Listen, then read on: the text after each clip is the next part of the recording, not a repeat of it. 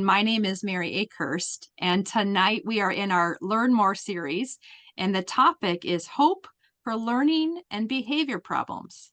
Tonight's speaker is Jacquelyn Sheppard.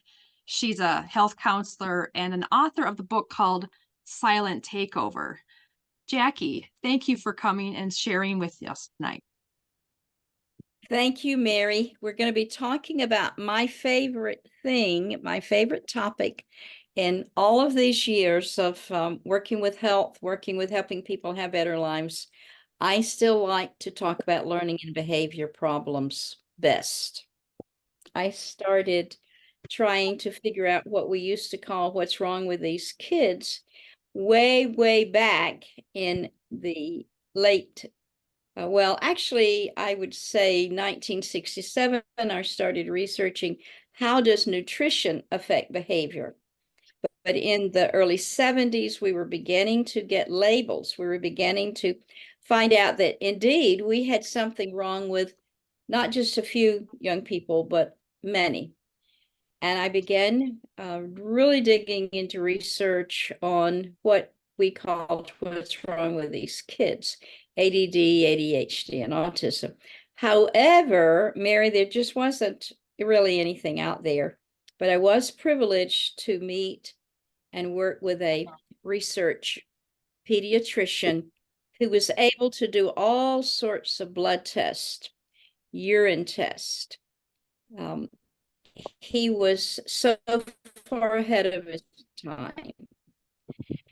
And in about 1982, 83, he introduced me to a concept that I'd never heard of. And the concept had to do with in research. Now, not normal lay people like myself, and certainly even not among the doctors. People were not talking about free radicals. In fact, there were many in the research world and in the medical world at that time, they didn't even believe that this was causative of disease. But Dr. Murray explained to me that at the very root cause of physical disorders, and it's going to be everything we can name, but indeed, the learning and behavior issues was the damage in the body caused by free radicals. By 1985, the body's inability to deal with these free radicals was being called in the scientific world oxidative stress. So I was continuing to do all sorts of research on free radicals. And one of the things we learned through the years, because the lab tests now are much more sophisticated, was that children with learning and behavior problems had unusually high amounts of free radicals. A normal child should have a barely measurable amount of free radicals, or what we call oxidative stress. The other thing by the mid-80s that they could test in a blood test was that children with learning and behavior problems had lower amounts than children who did not have these problems of antioxidant enzymes. The body makes antioxidant enzymes. So, of course, by the time the research has developed enough to know that we have to fight oxidative stress, laboratories, companies began trying to develop what we call antioxidants to lower that oxidative stress. We were hopeful. Problem was, all those years, it didn't matter how many exotic berries and juices or combinations and pushed in tablets or whatever, we could not see that it lowered free radicals in a blood test. So we learned during those years, and for me, it was mainly just reading research, as well as learning from some other multifunctional medical doctors as well, is that these young people who had high free radicals had low production of antioxidant enzymes. And there was one of them in particular, glutathione, that they began to recognize there's a link somewhere. We don't know what it is, but I've often said when you're looking at learning and behavior problems, especially autism, you're dealing with a 1,000-piece jigsaw puzzle Mm. that you never got to see the picture of. Mm. You know how when you're doing a puzzle, you look at the picture and you go, okay, well, this goes here, and you'll find pieces that fit together. We just couldn't find the pieces, but glutathione seemed to have something to do with it. So laboratories created oral glutathione, which some people still take for neurodegenerative diseases. People still take glutathione for Parkinson's and MS and some of the others. Problem is it just wouldn't sustain. It wouldn't last in the body. It's a fascinating video on with Dr. David Perlmutter giving someone glutathione for advanced Parkinson's. The man makes a dramatic improvement, but in no time he goes right back down. So they found out that oral glutathione, IVs of glutathione, injections, even lotions Hmm. would bring about improvements in learning and behavior problems. It just didn't last. Very expensive, didn't last. So the big question was, is it possible to to activate the body to make more of the body's own glutathione? So in 2010, when I was introduced to an all-natural tablet developed at the University of Colorado, that in clinical trials and in blood tests showed a dramatic drop in free radicals in 30 days, a drop of an average of 40% in free radicals, 40% in oxidative stress. That was huge. That was shocking. But the other thing subsequent tests showed was an increase in vitro of 300% of glutathione. I was thrilled, but I didn't know what to expect. None of us did. The pill had been developed 2003, 5 herbs, synergistic formula, 7 patents on it. But it really was not until 2010 that I heard about it. A lot of those years were spent in bringing the product to the people as well as clinical studies. So by the time I heard of it, I was 67 years old. I had spent literally decade after decade searching for answers. I had developed my own private school, lots of educational techniques to help ADD, ADHD. However, I've sat with so many parents and said, you think this is your child's attitude. I'm telling you, it's not their attitude. It's not your child's attitude. There's something wrong in their body. I just don't know what it is. So, pieces of a jigsaw puzzle, pulling it together, high oxidative stress, which is lowered by the body's own superoxide dismutase, a molecule of superoxide dismutase that the body makes, not that the body takes, but that the body makes, and lower 1 million free radicals every second, 24 hours a day. Glutathione, not that you take, but that you make, is increased in vitro 300%. Catalase, not that you take, but that you make, was increased by 54%. So I started calling some former students, suggesting they take it. And I started getting amazing results, calls from them. I also began to hear from people I didn't know. One asked me, were these pills legal? And I said, of course, they're natural supplement University of Colorado developed. Why?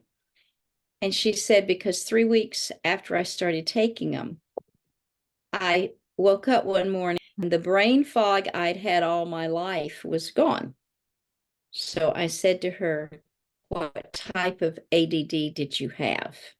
And she began to explain that she had something that they'd struggled with her entire childhood. They tried medications, but she said, my son has the same thing, and I decided to contact you because this teacher emailed me yesterday saying, what have you done to him?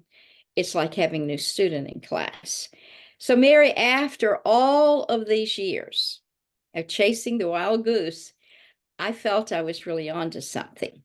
2011, Dr. Martha Herbert, that's Herbert, was probably our leading researcher and doctor in the field of learning and behavior problems. She's at Harvard, made an iChat statement where she said, I am now convinced that low production of glutathione is the link to ADD, ADHD, and autism. And she said, in fact, I'm so convinced I'm going to get a glutathione t-shirt. And after all these years, I started recommending this to people 2010. We're now 14 years later, and we're still seeing amazing results. So what I say to parents, and Mary, a lot of the parents are so discouraged. A lot of them have spent so much money that they don't dare to hope that there could be hope. They're just not convinced that taking one pill a day with a meal that has fat in it might potentially change the malfunction in the brain.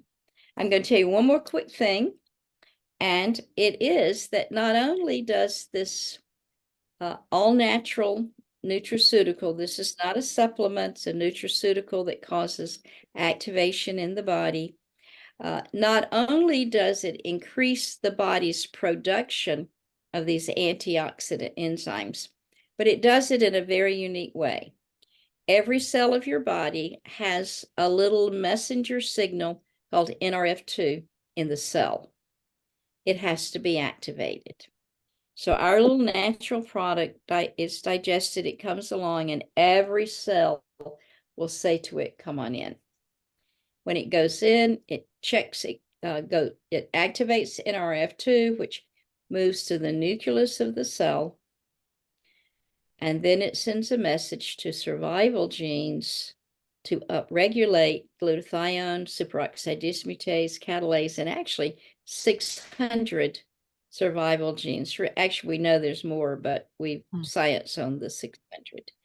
And from that, then, a lot of good positive things can happen. Geneticists say that over half of Americans are genetically predisposed to making too little glutathione, that the first thing we need to do with children and adults with learning and behavior problems is we need to correct the metabolism in the body, just the landscape of the brain.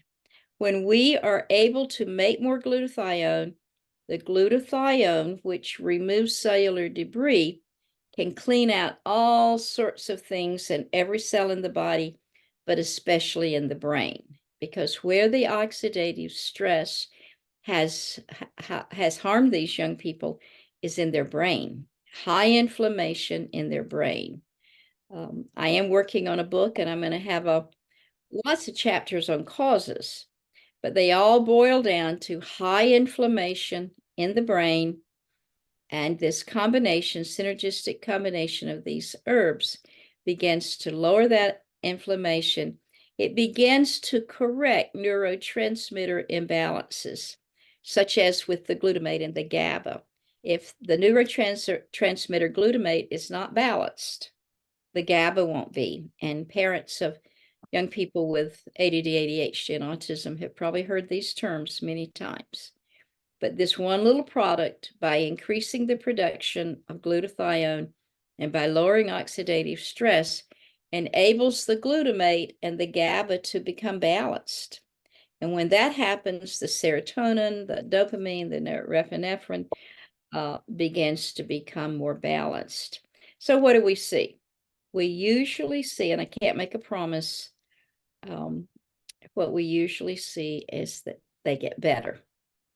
They may still have some academic deficiencies because they've been in school sometimes for most of their life and have learned very little. So after that's corrected, after the malfunction in the cellular level of their body is corrected. And they've had months to give their cells time to correct. Brain cells and neurocells are going to take 6 months to a year for most people for us to get the new cells developed. When they are developed, we just have a better functioning brain. Now, I want to share one thing just to sort of support what I've been saying.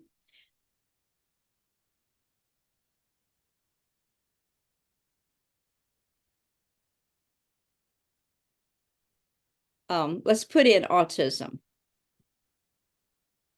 And then I'll show you another way that we can probably pull up these results. Okay, now search. 962. Right, 962. And if you do put in ASD, which the new catchword is autism spectrum disorder, hopefully you're going to have more coming in. 473. Right. And they've mentioned NRF2 and some of that. And then the ADD, if you do ADD/ADHD with no spaces, we may be able to get those studies up. Let's see if we can. It's still not pulling up correctly, but that's okay. Our point is made here. Now I want you to take that out and let's get rid of oxidative stress and just type in the word protandum.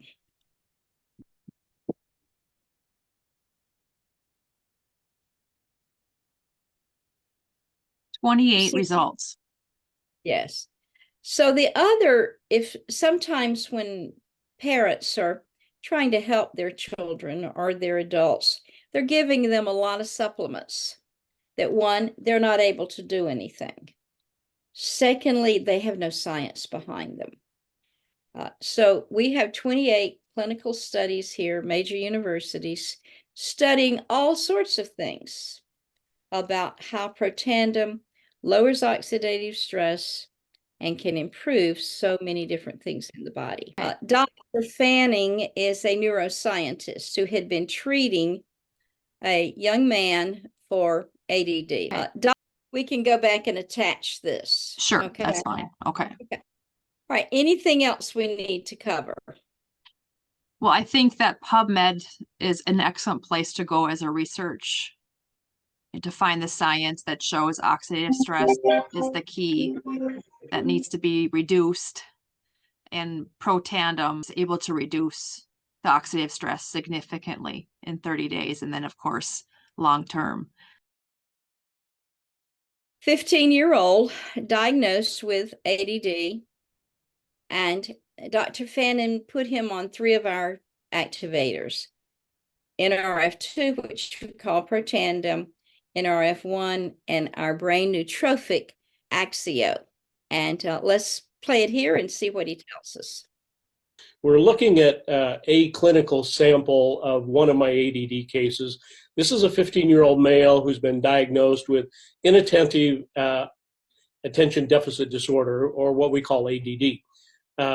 The first brain map was taken after about 18 sessions of doing neurofeedback with me. And then we introduced him to NRF1, NRF2, and Axio. And he took this regimen for about 12 days before we did a second brain map. After 18 sessions of neurofeedback, and you don't have to be a neuroscientist to begin to interpret this. You look at the red, and we know that that's 3 standard deviations above normal. This is his thinking activity, his beta activity. And after taking this for 12 days, we did another brain map, and all of the green, if you remember the Gaussian distribution, the green means it's normal EEG. So I was pretty astounded. In 23 years of doing this, I had never, ever seen this. And so it was just amazing to me. This color up here, you may be wondering about that, but that's his ADD up there, okay? One of the key components to this, as I reasoned it out, and I'll tell you here in just a second, when we look at coherence, how the body processes energy and information, And so we look at his coherence before and all the red and blue. That's not good, basically. I won't take time to explain what that actually means, but it's not good. So after he'd been on the Nerf 1, Nerf 2, and Axio for 12 days, we see this. So when there are very few lines or no lines at all, it is comparing his demographics, male, female, left, right hand, age, to the normative database, saying that this is in the normal range. Now, when I looked at this, I was truly, truly amazed, because when I started thinking, how is this possible, I had to go to a quantum physics view of this. And that means that we have 600 million billion cells in our body. And how that functions, or it needs to be a dynamic organ. So the cells that we have has to be dynamically engaged, and coherence is a very important part of that. So this, it began to explain to me, and I'll just kind of keep it fairly shallow here, and that is that when I saw all of this, it told me that the coherence was taking place, the changes were taking place at a cellular, molecular level based on quantum physics and how our cells and our organs function. So that's all we need to know now. And you can see a very dramatic difference from what it was to 12 days later. How is that physically possible? Only if there is this synergistic effect that's taking place between the cells in the body. So the NRF1, the NRF2, and the Axio have helped to open up all of the centers and bring them into the normal range, so they're functioning in that normal range. All right, so let's look at his brain map side by side. This is the before, this is the after. And again, you don't have to be a neuroscientist to figure this out. You can see that there is a dramatic change that happened there.